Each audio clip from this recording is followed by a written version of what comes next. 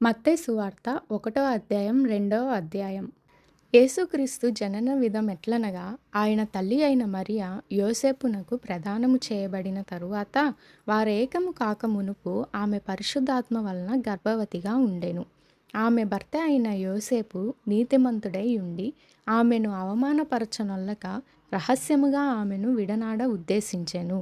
అతడు ఈ సంగతులను గూర్చి ఆలోచించుకొనుచుండగా, ఇదిగో ప్రభువు దూత స్వప్నమందు అతనికి ప్రత్యక్షమై, దావీదు కుమారుడు అయిన యోసేపు, నీ భార్య అయిన మరియను చేర్చుకొనుట భయపడకుము. ఆమె గర్భము ధరించినది పరిశుద్ధాత్మ వలన కలిగినది.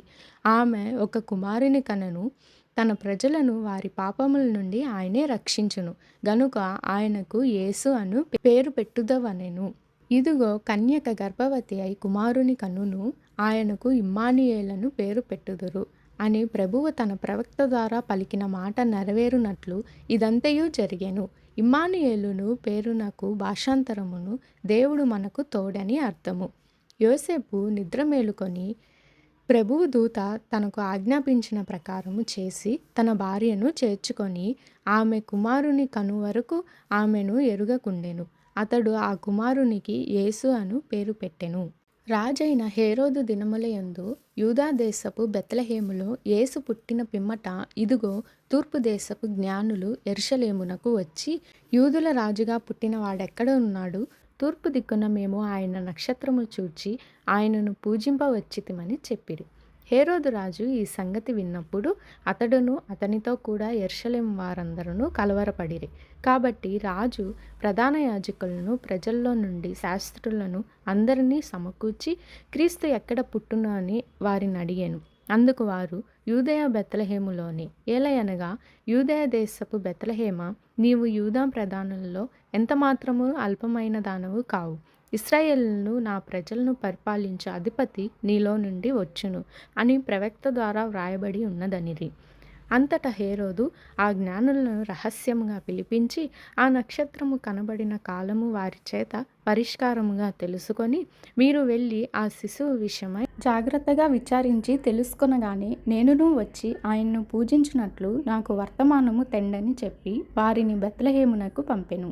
వారు రాజు మాట విని బయలుదేరిపోవుచుండగా, ఇదిగో తూర్పు దేశమున వారు చూచిన నక్షత్రము ఆ శిశువు ఉండిన చోటికి మీదుగా వచ్చి నిలుచు వరకు వారికి ముందుగా నడిచెను. వారు ఆ నక్షత్రమును చూచి అత్యానంద భరితులై ఇంటిలోనికి వచ్చి తల్లి అయిన మరియను ఆ శిశువును చూచి సాగిలపడి ఆయనను పూజించి తమ పెట్టెలు విప్పి బంగారమును సామ్రాణి బోళమును కానుకలుగా ఆయనకు సమర్పించిరి.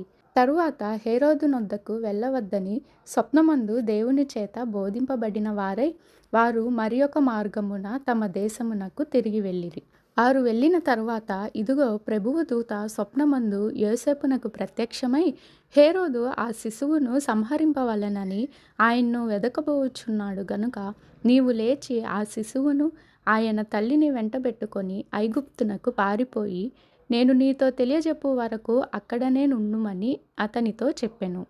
అప్పుడు అతడు లేచి రాత్రివేళ శిశువును తల్లిని తోడుకొని ఐగుప్తునకు వెళ్ళి, ఐగుప్తులో నుండి నా కుమారుని పిలిచి తిని అతని ప్రవక్త ద్వారా ప్రభువు సెలవిచ్చిన మాట నెరవేర్చబడినట్లు హేరోదు మరణం వరకు అక్కడే నుండెను.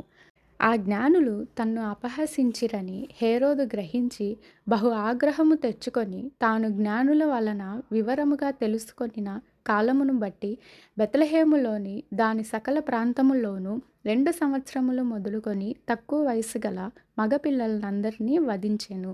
అందువలన రామాలో అంగలార్పు వినబడెను, ఏడ్పును మహారోదన ధ్వనియు కలిగెను.